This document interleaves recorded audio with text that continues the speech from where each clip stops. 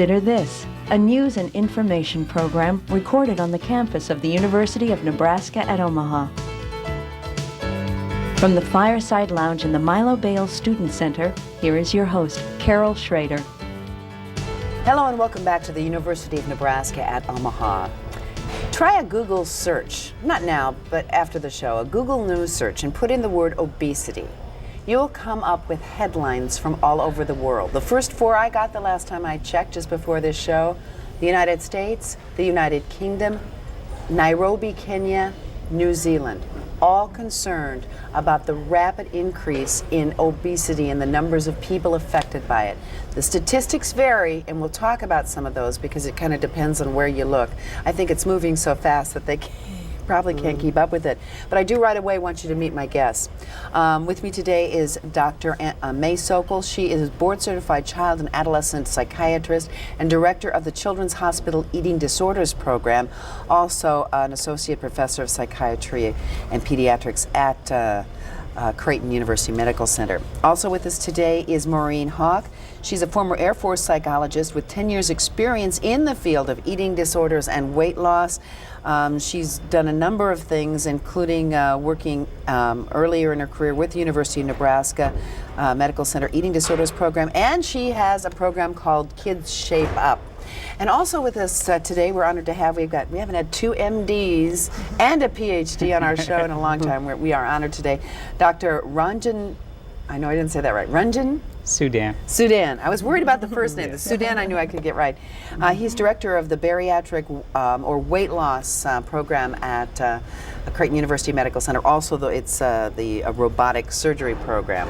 But right now, you're going to learn what bariatric means if you didn't know before. Thank you for joining us. Thank you. This, in the last month alone, of course, this last week, the big thing: should obesity be classified as a disease, with the presumption that it will get better and or some coverage, depending on where you look, and uniformity in coverage in Medicaid primarily and private health insurance. And then for the past 2 or 3 months, we've been trickling story day after day practically on child obesity. We'll start with you, May, because you're closest. You know, you're in the hot seat first. What are some of the figures that we're getting just on obesity? Why does it suddenly, not suddenly to you or any of you, but suddenly to us seem like this is like the catch health problem happening? Well, it is an epidemic, and in youngsters 6 to 18 years old, approximately 15% are overweight at present, and in 1980, 23 years ago, it was only 5%. So there's really an increase. Plus, obesity causes many health problems, and it is thought by many that this generation of children may not live as long as their parents did. Every generation in our history lives longer. Yes, and this might be the first where that's not the case. Dr. Sudan, and I'm not skipping you intentionally. Sure. Dr. Sudan, they're saying that 1 in 4 adults is considered obese. I know you work with, so I would call it, the more extreme surgical methods. Gastric bypass is one of the many things that's happening. But the numbers that we are looking at nationwide is that 60% of America is now considered overweight, and in any given city or in any given state, roughly 3 to 5% of the population is considered so severely overweight that it affects their risk of dying prematurely significantly. And it is those people that I primarily deal with, but overall the numbers are roughly 60% of our population is now overweight. There are all kinds of reasons why this is reaching epidemic proportions. The curve is just moving up much too fast. Obviously, we hear all kinds of things like, fast food world, couch potato city. But the truth is that our bodies haven't had time to evolve to the way we live today. I mean, in terms of sort of the way nature has done it in the past, is that you live a feast or famine kind of life, plenty in the good times, the hunting season or the gathering season or the farming season, and then you lean down a little bit and your body stores fat. But we don't live that life anymore, do we? No. So Is that the only thing? What are some of these contributing factors? It's multifaceted. I think a balance is important. If you eat more, you need to exercise more. What goes in must go out. And it's true with our lifestyles, there's a lot of fast food available, but also people are more sedentary, so they're not burning as many calories. And it's just a matter of having a healthier lifestyle and a better balance, I believe. Well, when did we get so unhealthy? I mean, we've conquered, and we'll get to the bit about classifying obesity as a disease, but, you know, we have really, at least on the surface, been trying to become more healthy. We are a little more enlightened about alcohol. Certainly, we're not doing real well on the smoking, but we're getting fewer off and on young people smoking, and we're getting more people quitting. And it's not tolerated, or it's just knowing, everybody knows this is not healthy. We've come a long way in that. But the food thing, I mean, it's a simple, by and large, a scientific thing. You know, you have to expend as much or more energy than you take in. But why is this so huge? And we've been healthy. Are we getting healthier? I think that there's a couple of things that are really important to consider. One is the fact that we lead very busy lives, and in our busy lives, fast food, for instance, which is very high caloric value food, is available. It's available in plentiful. It is cheap. And on the other side of it, our energy expenditure, our conveniences have gotten to such a stage that we pretty much go door to door in our automobile. And so we don't even walk to any significant extent. Remote controls pretty much control our lives within our houses, so that we don't expend any energy, for instance, getting up from the couch and even having to change channels.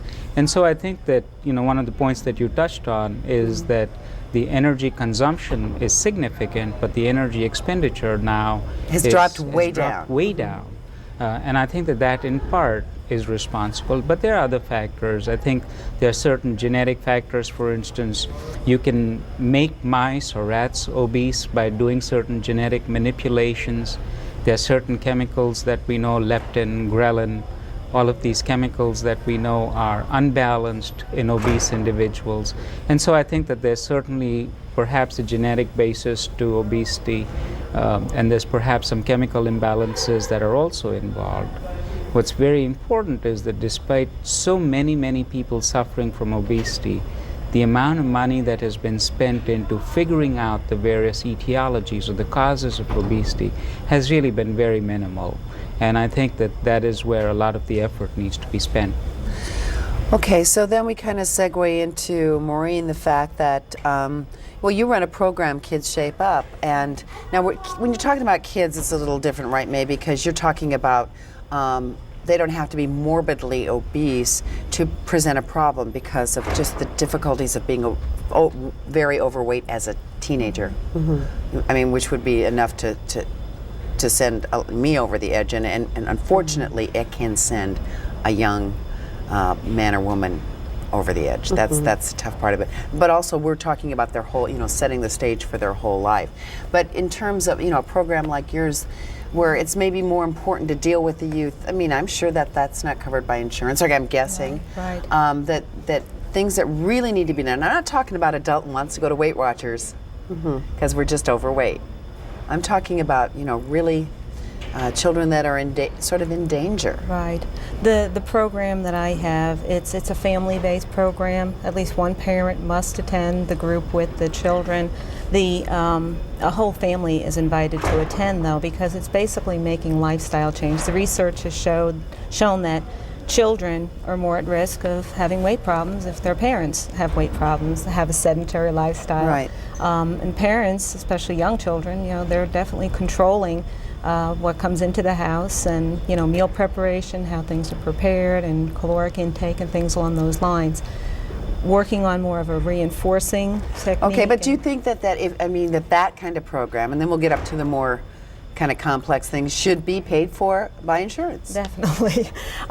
These children, they've done one study where it was like followed kids for 50 years, and from the ages of 8 to 12, they were evaluated and they were overweight at that time, those children had significantly more health problems and higher mortality rate. They died at younger ages. Even if they were normal weight as adults, you're more likely, though, to have problems with weight and obesity, morbid obesity and health problems if you have those problems as a child. So intervening early, again, prevention's ideal as far as But the education. bean counters say prevention, not a big Right, deal. right. Not a big deal. But intervening early when these kids, again, if there's family history of diabetes, heart disease, they've even shown now increased risk with being overweight for different types of cancer, a significant number of, I think American Cancer Society said about 900,000 people a year are dying from cancer because of the weight problem. The kinds of things that happen to your body. Right. When Second after cigarettes, the effects of cigarettes causing cancer. Starting with you, because you're working with them more on the front end of their lives and the problem. But if for those that believe that we shouldn't worry about preventive, they can end up a little more severe and at Children's Hospital in the eating disorders clinic. And you're a psychiatrist. I'm a child so and you're- adolescent psychiatrist. So you're dealing with, some serious things can happen to a young person, not only physically from the weight, but emotionally. Sure. Well, some psychiatric problems can actually cause overweight. Some children are depressed, and that leads them to overeat as comfort food. It's a way to console themselves. Other children are very obsessive. They have repetitive thoughts about food constantly that they can't get out of their heads, and they compulsively overeat. They can't prevent themselves from reaching for the food and eating even though they don't want to. And we can help those children. Now, right now, is that considered, I don't have the magic chart that insurance looks at, but a coverable, if they get to that point, little number on the insurance? These things are labels. We treat people, not labels, of course. But I understand. know what you're talking about. And yes, if they have depression, if they have obsessive compulsive disorder, we can justify that. We can also justify the treatment if they have medical complications as a result of the obesity. Would a poor teenager that's maybe on Medicaid in Nebraska be treated and have it covered the same way someone with Blue Cross Blue Shield might be in Nebraska? We treat each case individually. No, I mean in terms of being covered. I mean, does everybody have an equal shot at being covered if they're on public assistance, Medicaid, or on Blue Cross Blue Shield? Is it generally in Nebraska anyway covered? I do have the fortune of being the physician, and we can treat everybody. We really can treat everybody at our hospital, and that's the good news. That is the good news. Yes. Okay. Now we move more to adults, and we'll do some other stuff here later. But Dr. You see the extreme. They've probably had some counseling and seen someone like she used to do pre-surgery counseling, or working with the patients to see kind of where their head is on this. But you're seeing those that have morbid obesity, who's not only have a real weight problem, but their health is threatening them because of it. The typical patient that we see is at least 100 pounds over ideal body weight. And we know that at that range, they are likely to suffer multiple medical problems, and most of them do. Most of them suffer from either diabetes or sleep apneas, etc. So yes, we see people who have significant weight problems, and in most instances it is affecting their health, and they're on multiple medications as a result of that. Now, this whole thing about classifying it as a disease, both from a psychological point of view for the patient, an insurance point of view, is that a good thing? We saw it happen with alcoholism. We've seen it happen with other things that were traditionally not, were considered in the, I call it the school of pick yourself up, pull yourself up by your bootstraps, work hard, change your behavior, and you'll be better. We've taken a look at alcoholism a different way. Does it make a difference for the progress of our society that's overweight and our patients that are suffering in the various capacities you've talked about to classify it as a disease? I think it makes a huge difference. I think it makes a huge difference because, first of all, it brings about more social attention to the problem. And I think right now it's considered more a problem of willpower. But it's not, because we have a lot of individuals in our practice that we see who are actually eating very healthy, yet they are very, very significantly overweight. So we know that it's not necessarily fast food. So I think that it brings social attention. The other thing that it does is it encourages institutes like the National Institutes of Health, the federal agencies, to spend more money or research dollars towards finding out either the causes or the appropriate treatments of obesity. And I think that that's a very, very significant improvement. Like cigarette smoking, for instance, when people became socially aware of the dangers of cigarette smoking, the social pressures that have been brought about have caused a significant decrease in the amount of smoking that people usually indulge in. It's just not socially acceptable anymore. For instance, if it became socially unacceptable to give or serve huge portions, it would bring about a difference in our eating patterns. So I think that it would make a difference on many, many different levels. And of course, for the people who do desperately need treatment, instead of they having to jump through several hurdles, it would become unacceptable to create those hurdles for these people to get treatment. Maureen? I was going to add to that as far as, the willpower issue. In doing the evaluations, I've worked with people with other types of eating disorders, with compulsive eating, adults, and with individuals where I've never met so many people who have been on so many different diets, and they were able to lose weight. They altered their metabolism. They would gain weight back, and some of the underlying causes of The their yo-yo diet syndromes and all right, those kinds right, and people, it's unfortunate that there is prejudice against people with weight issues because people just view it as a lack of willpower. But again, working on the research and also supporting programs, early intervention, prevention, early intervention, and also helping people make permanent lifestyle changes. But it's not just an individual problem, it's a societal problem with the supersize era that we live in. And you can get double the calories for an additional 15 cents, and the portion control. And there's more diets available, but there's also more buffets and this supersize society in the last 20 years or so. So that's the big issue as far as trying to support it as an illness, because there's just multiple health problems that it causes. You brought up maybe more research, and I want to get to a point you spoke to me of before we taped this show, that more research on treatments and everything, and maybe more research on the differentiation of treatments between adults and young people.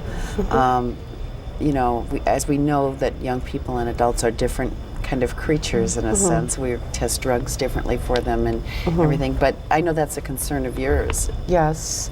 Well, with youngsters, first of all, the most common cause of medical problems right now is obesity. So also for that reason, I think it needs to be classified as a disease.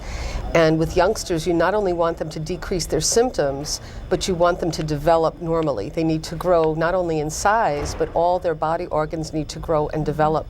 So it's real important to treat this early on, prevention, or at least treat them as quickly as possible.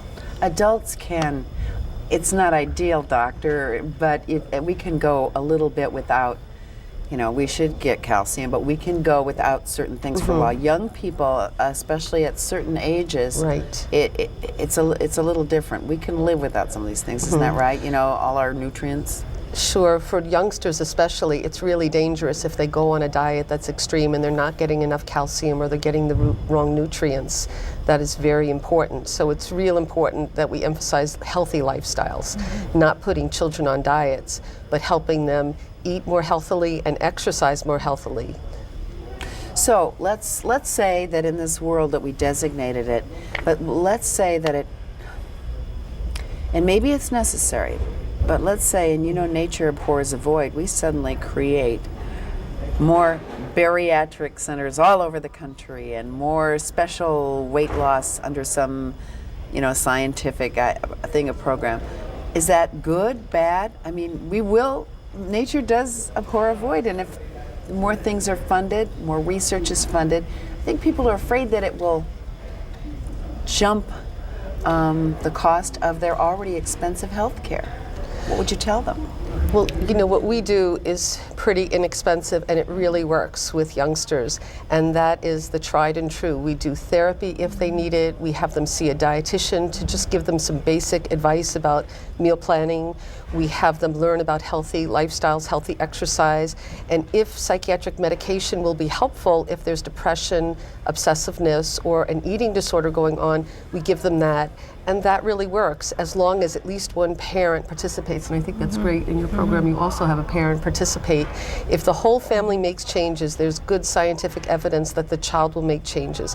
And our goal when someone is 200% of average body weight or very overweight is not to make them thin, but just at least to have them lose 10% of their body weight or not gain any more weight as they grow into their weight, and to learn to have a happier and healthier life.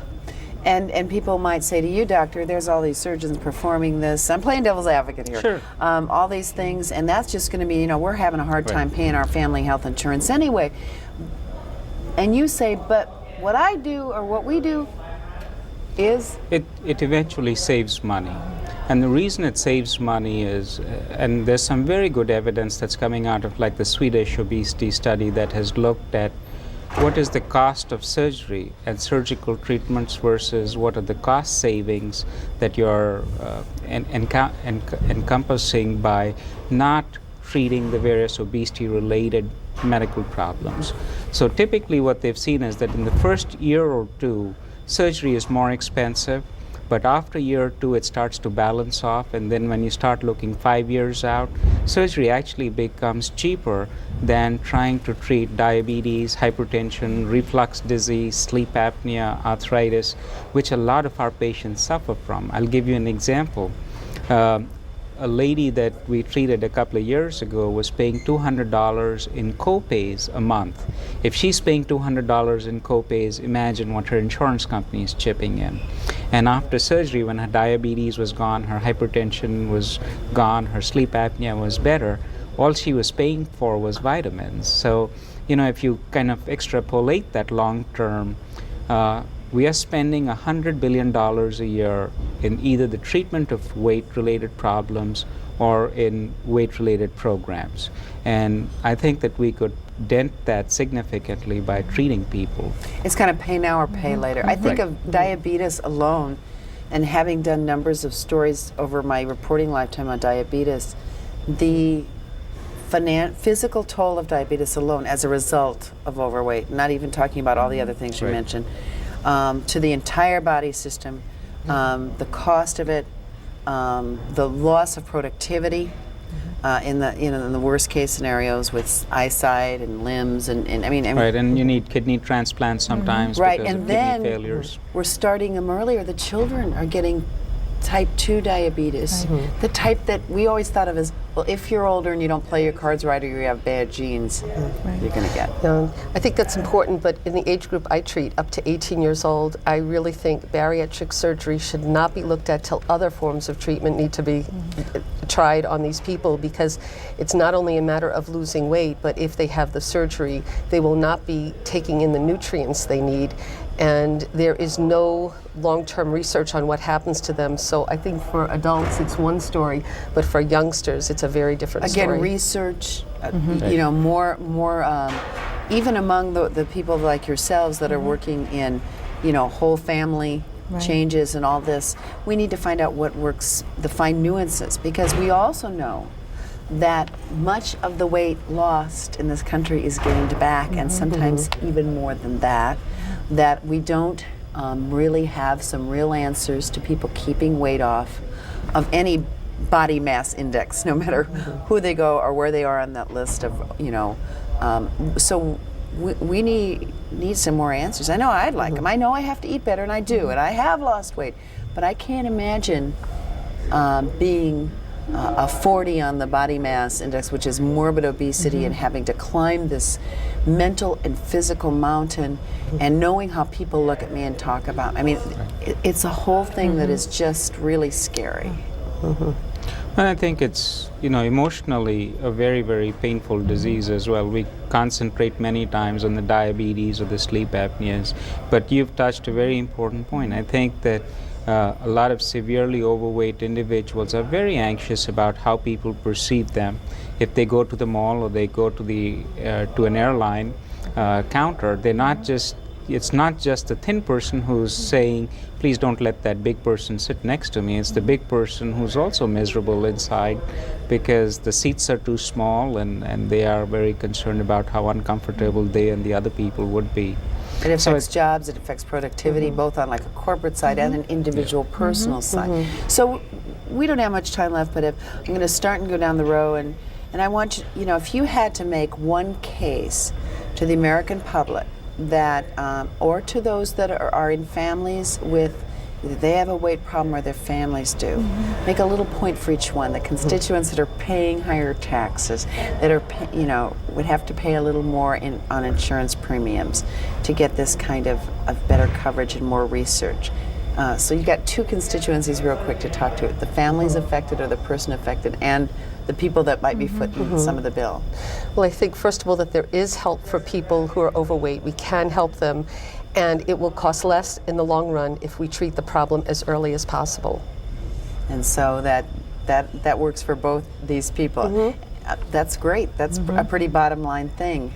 Maureen? I agree with that, and again, the lifestyle change as a family, and that's, you know, the whole family really needs to be involved. It's a change in mindset, not just at the family level, but also societally, that we have to kind of look at what we're doing as a society with the reduced exercise and, you know, taking the escalator instead of taking the stairs. Well, I do Tommy Thompson, the Secretary of Health and Human Services, the 2,000 steps a day. Oh, great. I do the 2,000 steps a day, and I'm pretty regular on that. But I mean, it's those little things. And Dr. Sudan.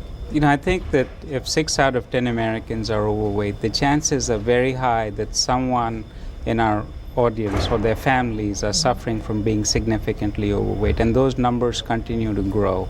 I think that we should be very aware of these issues, and I think treatment should be available for the people who are suffering from this problem because of its social and economic consequences. Well, let me tell you that we've been putting the websites up for your operation, Dr. Sudan, and the Creighton Hospital. We have telephone numbers for all of you that would be available if you email us or call us. We will put you in touch to help answer your questions, because we know there are families out there. We know there are people who need help. I want to thank you so much, Dr. Sokol, Dr. Hawk, and Dr. Sudan, for being with us today. We'll see you next week on Consider This.